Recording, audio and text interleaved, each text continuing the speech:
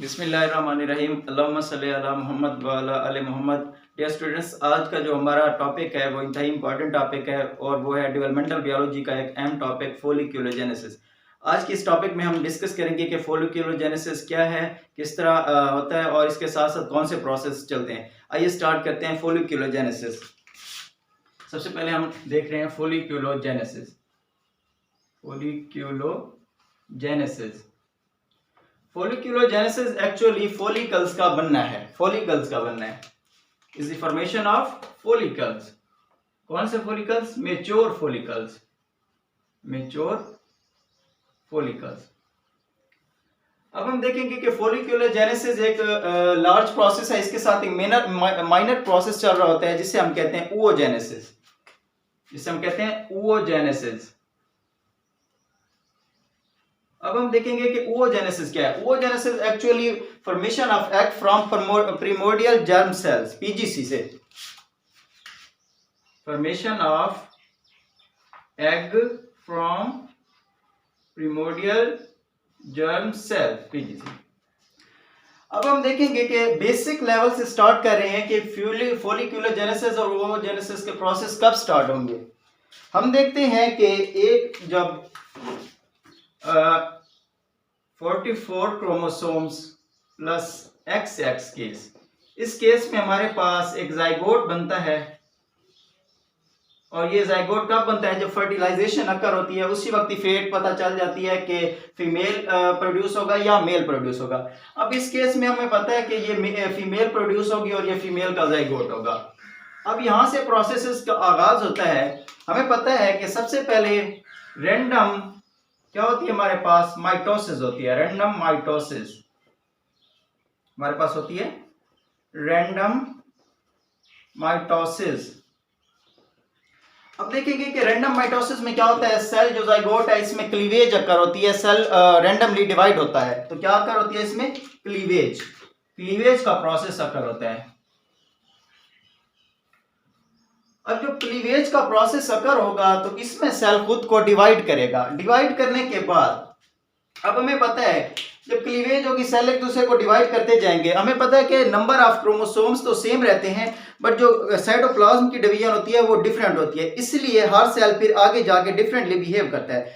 अब हम देखेंगे कि अगर यहाँ पे कुछ सेल्स का मजमुआ हो रहा है, इकट्ठे हो रहे हैं सेल्स, ऐसे इकट्ठे हो रहे हैं, क्लीवेज हो रही है, मतलब उनकी रैंडम माइटोसिस हो रही है। इसके बाद एक मरहला आएगा जब सेल्स डिफरेंटली, जिनके पास एक जैसा साइटोप्लाज्म होगा, एक जैसे कैरेक्टर्स के साइटोप्लाज्मिक सेल्स, वो क्या करेंगे? एक दूसरे के पार्टनर्स को ढूंढने की कोशिश करेंगे। अब इस केस में क्या होगा? अब 3 डिफरेंट टाइप्स ऑफ सेल्स हमारे पास प्रोड्यूस होंगे। 3 डिफरेंट टाइप्स ऑफ सेल्स। अब हम देखेंगे कि वो कौन कौन से सेल्स हैं। सबसे पहले हम देखेंगे कि हमारे पास होगा प्रीमोर्डियल जर्म सेल। दूसरे नंबर पर हमारे पास होगा थीका सेल्स। थर्ड नंबर पे हमारे पास होगा ग्रेन्युलोसा सेल्स। अब ये 3 सेल्स हमारे पास आ गए। इसका मतलब है जो हमारी एग प्रोडक्शन होनी है वो होनी है प्रीमोर्डियल जर्म सेल से। आगे डिस्कशन करने से पहले मैं आपको बताता चलूं कि जो प्रीमोर्डियल जर्म सेल्स है अब और थीका सेल्स और ग्रेन्युलर सेल्स, ये किस तरह आपस में जॉइंटेड होंगे और हमारे पास एक फोलिकल बनाएंगे। सबसे पहले फोलिकल का स्ट्रक्चर देख लेते हैं। फोलिकल, अब ये जो तमाम डिस्कशन हम कर रहे हैं ये इंटरनल बॉडी ऑफ फीमेल के अंदर हो रहा है, माँ की बॉडी के अंदर हो रहा है, जो कि उसके अंदर एक जाइगोट है, उसके बाद आगे उसकी स्टेजेस चल रही हैं माँ की बॉडी के अंदर। अब देखेंगे कि फोलिकल किस तरह बनता है। सबसे पहले हमारे पास एक होगा प्रिमोर्डियल जर्म सेल, जिसे हम इस स्टेज पे कहेंगे oogonia। इसे कहेंगे oogonia। ये हमारे पास oogonia मौजूद है। अब ये सारा प्रोसेस किस नतीजे में होगा? जब गैस्ट्रुलेशन होगी उसके बाद जो पार्टनर सेल्स हैं एक दूसरे के साथ अटैच होते जाएंगे, जो एक दूसरे के लिए काम करते हैं। अब सबसे पहले oogonia आएगा दरमियान में, इसके ऊपर एक लेयर है, इसे हम कहते हैं ज़ूना पेलुसिडा।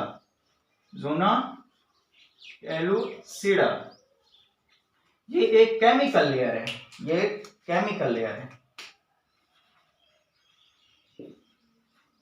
एक तरह की केमिकल लेयर है।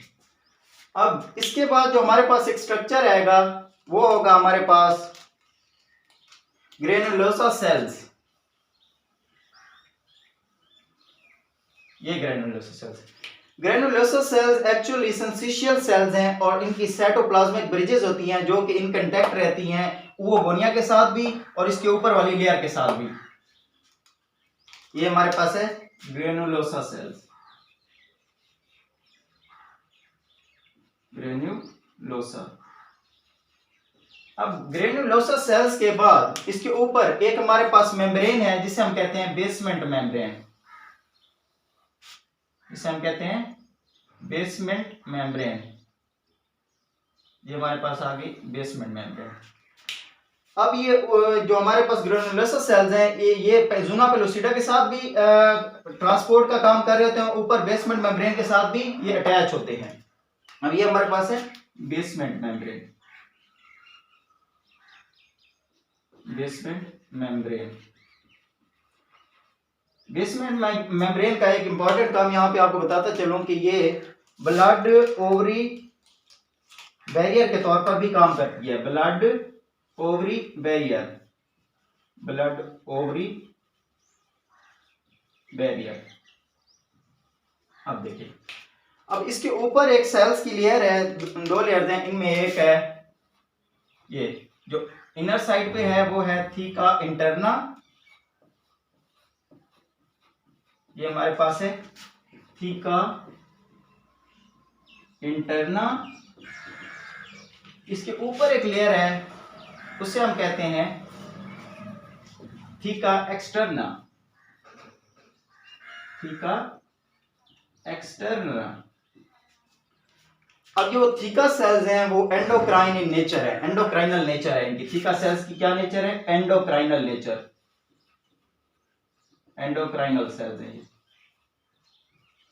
अब हम देखेंगे जो ग्रेनुलोसा सेल्स हैं ये बेसिकली नर्सिंग सेल्स हैं, नोरिश स्पिंडल सेल्स हैं, नर्सिंग सेल्स। आगे जाके हम डिस्कस करेंगे कि ये किस तरह से नर्सिंग सेल्स हैं और जो थीका सेल्स है वो किस तरह से एंडोक्राइनल सेल्स है। अब जो हम बेसिक यहाँ पे स्टार्ट कर रहे हैं वो सबसे पहले ओगोनिया के लेके चलते हैं। हम देखते हैं कि जब यहाँ पे क्लीवेज हुई है, क्लीवेज के नतीजे में सेल्स बने हैं। अब हमने देखा है हमारे पास तीन तरह के ये सेल्स बने हैं। अब प्रीमोर्डियल जर्म सेल बनने से पहले इसका एक ऐसा सेल भी तो होगा जो primordial germ cell mother cell होगा। अब primordial germ cell mother cell वो क्या करता है, उसमें होती है माइटोसिस। इसमें माइटोसिस होती है और ये thousands copies of primordial germ cells create कर देता है। अब एक बात ज़हन नशीन कर लें कि जब हमारे पास प्राइमरी फॉलिकल बन जाएगा उसके बाद प्रीमोर्डियल जर्म सेल में माइटोसिस नहीं होगी इन केस ऑफ फीमेल। और ये प्रीमोर्डियल जर्म सेल जो कि फीमेल में मौजूद है और प्राइमरी फॉलिकल में मौजूद है उसमें फिर माइटोसिस का प्रोसेस नहीं होगा। माइटोसिस का प्रोसेस होता है primordial germ cell mother cell में। यहां से जब थाउजेंड्स ऑफ कॉपीज बन जाएंगी फिर वो आगे डिवाइड होगी। अभी हमने जैसे देखा है कि जो प्रीमोर्डियल जर्म सेल था हमारे पास, प्रीमोर्डियल जर्म सेल्स अब जब ये गैस्ट्रुलेशन होगी, सबसे पहले क्लीवेज बनी, क्लीवेज के नतीजे में जो सेल्स बने उन्होंने अपने साथी सेल्स को तलाश करने की कोशिश की। जब इन्होंने मूवमेंट की, जो primordial germ cell mother cell जब मूव कर रहे थे उसी वक्त ये माइटोसिस का प्रोसेस कर रहे थे। जब माइटोसिस का प्रोसेस इन्होंने किया तो डिफरेंट तरह के सेल्स इनको रास्ते में मिल गए। थीका सेल्स भी मिल गया, ग्रेनुलोसा सेल्स भी मिल गया, इसी तरह के सेल्स आपस में मिलते रहे। अब क्या हुआ, जब ये जो primordial germ cell mother cells ने जो माइटोसिस की उसके नतीजे में जो प्रीमोर्डियल जर्म सेल्स बने, एक तरह से ये समझ ले कि जो ओवोगोनिया बने, जो हमारे पास बने ओवोगोनिया, इनकी तादाद हमेशा फिक्स रहती है। फीमेल टू फीमेल वेरी कर सकती है बट इनकी एक लिमिटेड तादाद होती है, लिमिटेड तादाद, फिक्स्ड नंबर होते हैं, लिमिटेड नंबर। अब जब ये ओवोगोनिया लेट करें कि थाउजेंड्स हमारे पास बन गए, अब क्या करेगा, हर ओवोगोनिया एक ओवोगोनिया अपने साथ वाले थीका सेल्स के पास जाएगा, थीका सेल्स उसे सराउंड कर लेंगे, ग्रेनुलोसा सेल्स के पास जाएगा, वो उसे सराउंड कर देंगे। इसी तरह और जो लेयर्स इसके साथ बनी है वो बनती जाएंगी। अब हमने देखा, अब हमें समझ आ गई कि बेसिक स्ट्रक्चर जो हमारे पास ये हमारे सामने है, इसे हम कहते हैं प्राइमरी फोलिकल और प्रिमोर्डियल फोलिकल, या इसे हम इमेच्योर फोलिकल का नाम भी दे देते हैं, इमेच्योर फोलिकल।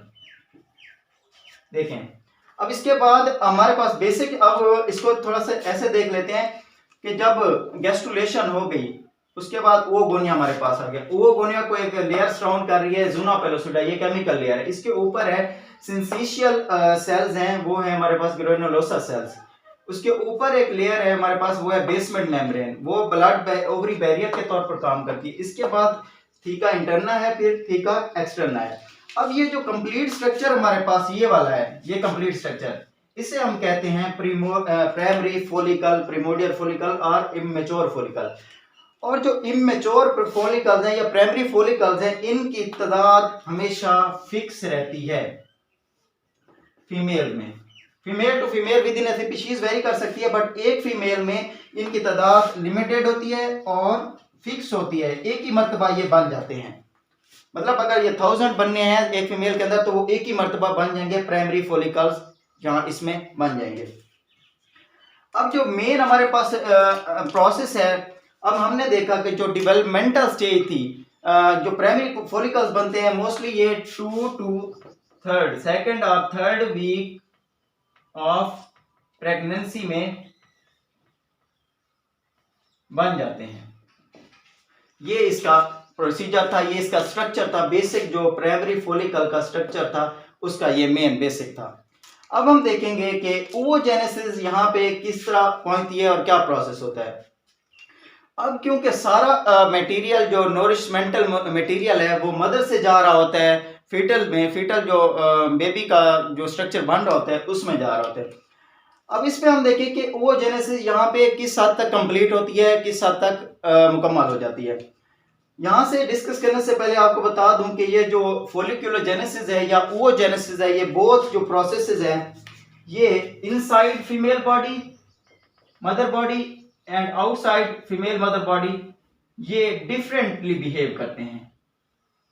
अब देखिए, मैंने ये क्यों कहा कि ये डिफरेंटली बिहेव करते हैं, क्योंकि जब तक ये मदर की बॉडी के अंदर रहेंगे, प्राइमरी फोलिकल्स जब बनेंगे तो सब प्राइमरी फोलिकल्स एक जैसे बनेंगे, सबके अंदर एक खास स्टेज तक वर्क होगा, उसके बाद वो स्टॉप हो जाएंगे। अब जो फोलिकुलोजेनेसिस है या ओवोजेनेसिस है, ये दोनों प्रोसेसेस हमारे पास एक इनकम्प्लीट रह जाते हैं, मतलब इनके सेशनल होते हैं। इस तरह से देख ले कि ये प्रोसेस एक ही मर्तबा कंप्लीट नहीं होते, बल्कि ये वक्फे से जारी रहते हैं। सबसे पहले देखें कि जो ये हमने प्राइमरी फोलिकल का स्ट्रक्चर डिस्कस किया है, ये फीमेल की बॉडी जब अपनी माँ के अंदर होती है, फीमेल मदर बॉडी के अंदर ये प्रोसेस हो रहा होता है, और ये सब फीमेल प्राइमरी फोलिकल्स एक जैसे बनते हैं और एक ही वक्त में बनते हैं। अब एक चेंजेस आएगी जब ये बॉडी से बाहर आएगी।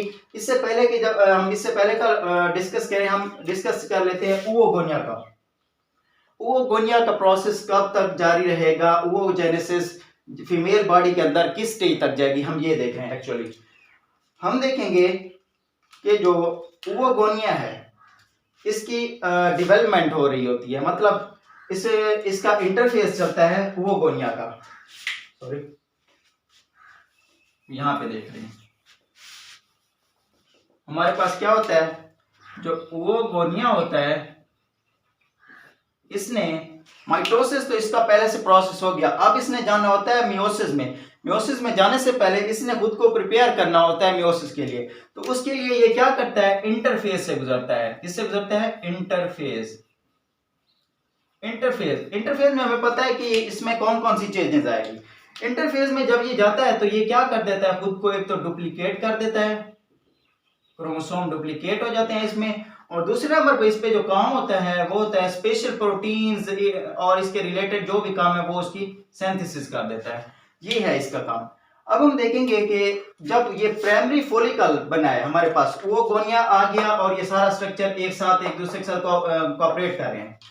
अब इस नतीजे में क्या होगा हमारे पास, इस केस में होगा ये कि सिर्फ और सिर्फ हमारे पास प्रिमोर्डियल जर्म सेल्स या वो गोनिया इस वक्त क्या कर रहे होंगे, ग्रो कर रहे होंगे। इसके अलावा जो सेल्स हैं, थीकस सेल्स है या ग्रेनुलोसा सेल्स हैं, उनकी ग्रोथ अभी स्टॉप्ड होगी, रुकी होगी, वो काम नहीं कर रहे होंगे, वो डॉर्मेंट फेज में होंगे।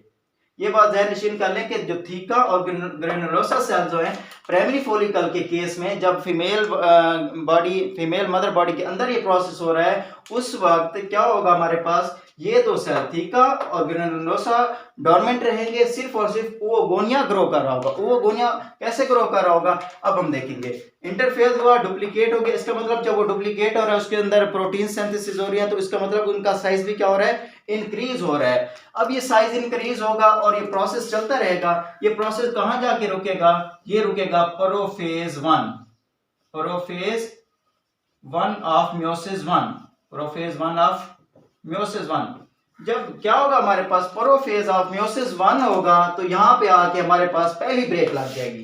क्या होगा हमारे पास, फर्स्ट ब्रेक अक्कर होगी, और ये ब्रेक कहां तक कंटिन्यू रहेगी, जब तक सेक्सुअल मैच्योरिटी और प्यूबरिटी नहीं आती, और प्यूबरिटी।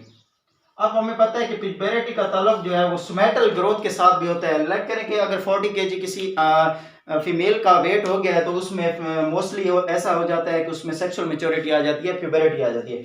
अब हमने ये देखा कि जो ओवोगोनिया और प्राइमरी फॉलिकल्स हैं, अब जब ये सब प्राइमरी फॉलिकल्स में मौजूद ओवोगोनिया हमारे पास प्रोफेज 1 स्टेज पर पहुंचेंगे, प्रोफेज 1 स्टेज पर पहुंचेंगे, तो ये क्या कर देंगे, अपनी ग्रोथ को ब्रेक लगा देंगे, स्टॉप हो जाएंगे। अब इससे नेक्स्ट जो प्रोसेस होगा हमारे पास, वो कब स्टार्ट होगा, वो जब फीमेल बॉडी मैच्योर हो जाएगी, प्यूबरिटी तक पहुंच जाएगी, उसके बाद नेक्स्ट प्रोसेसेस होंगे और ओवोजेनेसिस रीस्टार्ट हो जाएगा, फॉलिक्यूलोजेनेसिस स्टार्ट हो जाएगा। और हम देखेंगे नेक्स्ट अपने लेक्चर में कि किस तरह ये कंप्लीशन की तरफ जाते हैं, और जो फॉलिक्यूलोजेनेसिस है उसकी कंप्लीशन किस तरह हो जाती है। वैसे एक हिंट दे देता हूं, जो फॉलिक्यूलोजेनेसिस की कंप्लीशन है वो actually menstrual cycle is the completion of folliculogenesis. ये प्रोसेस था। अगर इसमें से अगर कोई इशू आ रहा है तो आप कमेंट सेक्शन में बता दीजिएगा, ताकि नेक्स्ट लेक्चर में उसको फुलफिल किया जा सके, आपके जो क्वेश्चन हैं उनका आंसर दे सकूं। तो आप लोगों से इल्तमास है कि चैनल को सब्सक्राइब भी कर दें, ताकि आने वाले हर रिलेटेड जो जोलॉजी के या बायोलॉजी के रिलेटेड हमारे पास टॉपिक्स हैं, उनके लेक्चर्स आपको प्रोवाइड किए जा सके। Thank you so much.